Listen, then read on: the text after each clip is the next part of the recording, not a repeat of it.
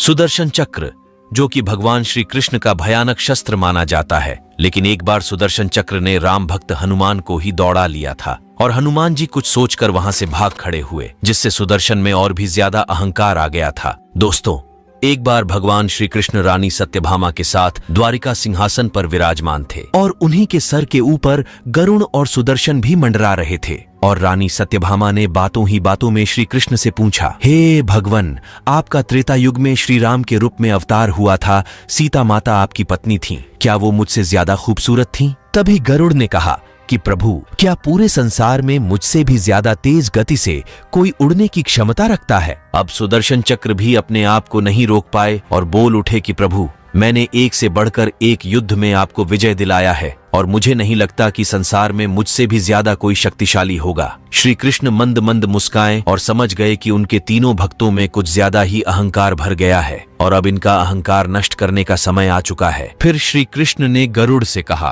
तुम महाबली हनुमान के पास जाओ और उनसे कहना कि प्रभु श्री राम सीता माता के साथ आपकी प्रतीक्षा कर रहे हैं। गरुड़ भगवान की आज्ञा लेकर आकाश में उड़ चले। फिर इधर श्री कृष्ण ने रानी सत्यभामा से सीता का रूप धारण करने को कहा और स्वयं श्री कृष्ण ने भगवान राम का रूप धारण किया। श्री कृष्ण ने सुदर्शन चक्र को आज्ञा दिया कि तुम राजमहल के द्वार पर पहरा दोगे। इतना ध्यान रखना कि मेरी इजाजत बगैर कोई महल के अंदर न प्रवेश करने पाए। प्रभु की आज्ञा लेकर सुदर्शन महल के प्रवेश द्वार की ओर उड़ चले। गरुड़ हनुमान के पास पहुंचकर बोले कि हे श्रेष्ठ वानर, भगवान श्री राम और सीता माता द्वारिका में आपका इंतजार कर रहे हैं, इसलिए आप मेरी पीठ पर बैठ जाओ, मैं आपको शीघ्र ही द्वारिका पहुंचा दूंगा। हनुमान जी ने कहा, आप मेरी चिंता छोड़िए, मैं स्वयं ही आ जाऊंगा। गरुड़ ने सोचा, हनुमान जी तो जल्दी नहीं पहुंच पाएंगे क्योंकि वे बूढ़े हो चुके हैं, खैर मैं चलता हूँ। पर गरुड़ ने महल में पहुंचकर देखा कि हनुमान जी वहां पहले से विद्यमान हैं, तो लज्जा से गरुड़ का सर झुक गया। तब श्री कृष्ण ने हनुमान से कहा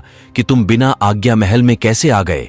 क्या तुम्हें किसी ने रोका नहीं? हनुमान जी ने सिर झुका के अपने मुंह से सुदर्शन चक्र निकाल के रख दिया और कहा कि आपसे मिलने से इस सुदर्शन ने रोका, इसलिए इसे मुंह में रखकर आपसे मिलने आना पड़ा, मुझे क्षमा करें प्रभु। श्री कृष्ण मन ही मन मुस्कुराने लगे। फिर हनुमान जी ने हाथ जोड़ते हुए श्री कृष्ण से कहा, हे भगवान, आज आपने माता सीता के स्थान पर किस औरत को सिंहासन पर बिठाया है? अब रानी सत्यभामा के सुंदरता का अहंकार पलक झपकते ही चूर चूर हो गया था। सुदर्शन चक्र, रानी सत्यभामा व गरुड़, तीनों का घमंड चकनाचूर हो गया था। तीनों प्रभु की लीला को समझ गए थे। तीनों को प्रायश्चित हुआ और वे प्रभु के चरणों में झुक गए। ऐसी ही रोमांचक वीडियो देखने के लिए हमारे चैनल को सब्सक्राइब अवश्य करें।